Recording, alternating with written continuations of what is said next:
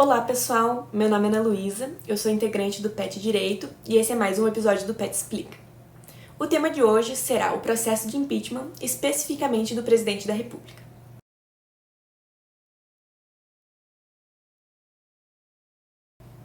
O impeachment tem a sua origem no contexto inglês. Inicialmente, a sua natureza era criminal, isso porque ele atingia o indivíduo na sua liberdade ou na sua propriedade. No período da monarquia brasileira, aplicava-se o instituto dessa maneira, de modo que o imperador, nesse período, não poderia ser atingido, uma vez que ele era soberano. Os Estados Unidos também importam o impeachment na Inglaterra, mas fazem algumas adequações para que ele seja aplicado no contexto republicano.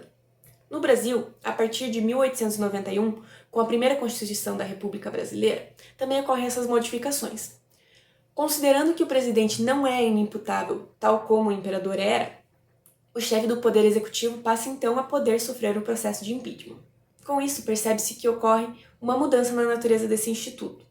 Ele deixa de atingir a pessoa com penas criminais e passa a atingir o cargo com penas políticas. Apesar disso, ainda hoje, na doutrina, existem discussões a respeito da natureza jurídica do impeachment. Porém, para o vídeo de hoje, não vamos adentrar essas questões. Basta compreendermos de maneira geral como ele funciona.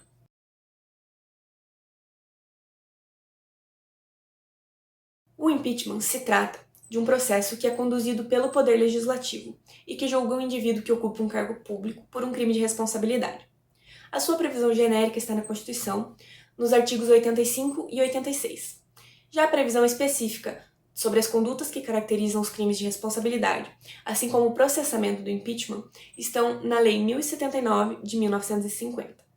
O artigo 4º dessa lei traz, de maneira geral, quais condutas podem caracterizar o crime de responsabilidade. Ele prevê o seguinte: são crimes de responsabilidade os atos do presidente da República que atentarem contra a Constituição Federal e, especialmente, contra a existência da União, o livre exercício do poder legislativo, do poder judiciário e dos poderes constitucionais dos Estados, o exercício dos direitos políticos, individuais e sociais, a segurança interna do país, a lei orçamentária, a guarda e o legal emprego dos dinheiros públicos, o cumprimento das decisões judiciárias.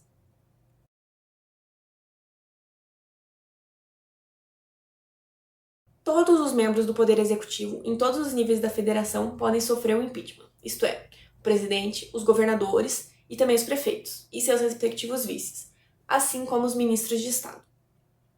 Além disso, integrantes do Poder Judiciário também podem vir a sofrer o impeachment, tal qual os ministros do STF e também o Procurador-Geral da República.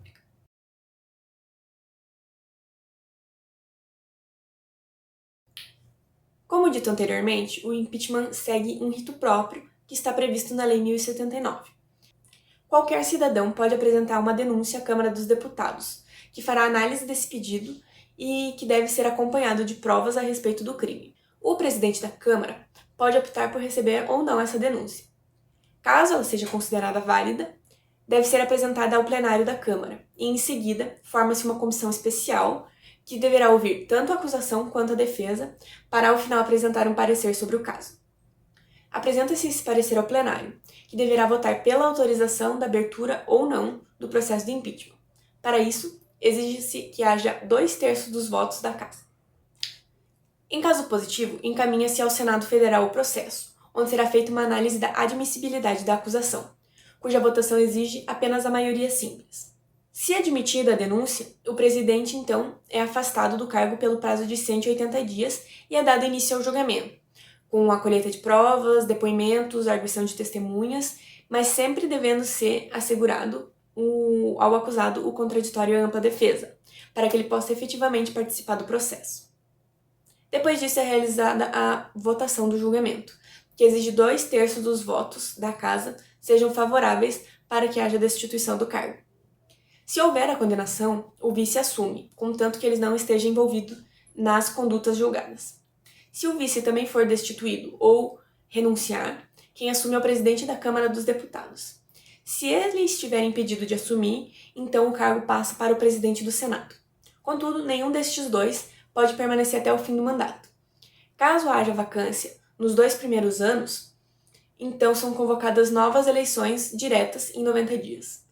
Porém, se a vacância ocorrer nos 2 últimos anos do mandato, ocorrem eleições indiretas pelo Congresso Nacional. Assim, quem for eleito deverá apenas finalizar o mandato iniciado pelo presidente cassado. Esse foi um breve panorama sobre o impeachment da presidência da República no Brasil. Eu espero que vocês tenham gostado e se tiverem alguma sugestão de tema para o próximo PET Explica ou de convidado para o próximo PET Entrevista, é só deixar aqui nos comentários. Até a próxima!